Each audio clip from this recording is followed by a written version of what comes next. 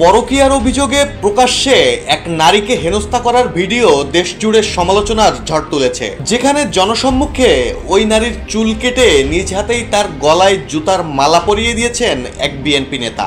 মানবাধিকার কর্মীরা এই ঘটনাকে বিচার বহির্ভূত নির্যাতন এবং নারী নির্যাতনের এক নতুন ভয়ঙ্কর উদাহরণ হিসেবে দেখছেন। রোববার ভোলার বোরহানউদ্দিন উপজেলার বড়মানিকা ইউনিয়নে ঘটে এই অমানবিক ঘটনা। সামাজিক যোগাযোগ মাধ্যমে ছড়িয়ে পড়া এক ভিডিওতে দেখা যায় প্রকাশ্য দিবালোকে এক নারীকে বর্বরভাবে হেনস্থা করা হচ্ছে।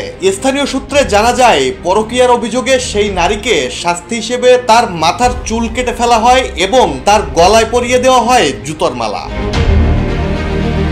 এই অমানবিক কাজের পেছনে ছিলেন বড়মানিকা ইউনিয়ন বিএনপির ৫ নম্বর ওয়ার্ড শাখার সভাপতি মোহাম্মদ। জীবন অবাক না করলে কে করবে? ২৮% মিল্ক ফ্যাটের অবাক করার সাথে ফ্রেশ মিল্ক পাউডার। জীবন অবাক করুক প্রতিদিন। হুমায়ুন কবির। ভিডিওতে তাকে নিজ হাতেই ওই নারীর গলায় জুতোর মালা পরাতে দেখা যায়। এই সময় তার সঙ্গে আরো কয়েকজন উপস্থিত ছিল এবং তারা এই পুরো ঘটনার ভিডিও ধারণ করে।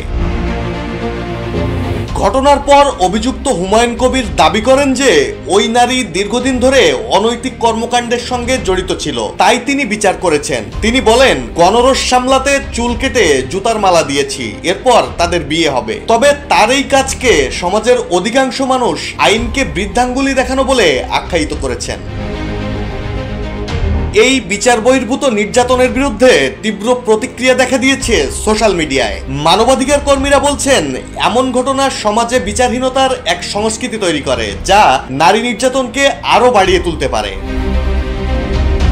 বর্বরে ঘটনায় জড়িতদের বিরুদ্ধে আইনানুগ ব্যবস্থা নেওয়ার আশ্বাস দেন বোরহানউদ্দিনের ইওনো মোহাম্মদ রায়হানুজ্জামান ও ভোলা জেলা প্রশাসক আজাদ জাহান। পরে ভুক্তভোগী নারী বাদী হয়ে মামলা দায়ের করলে অভিযুক্ত বিএনপি নেতা কবির সহ ৫ জনকে গ্রেপ্তার করে বোরহানউদ্দিন থানা পুলিশ। তবে এখনো ওই বিএনপি নেতার বিরুদ্ধে কোনো সাংগঠনিক ব্যবস্থা নিতে দেখা যায়নি দলটিকে।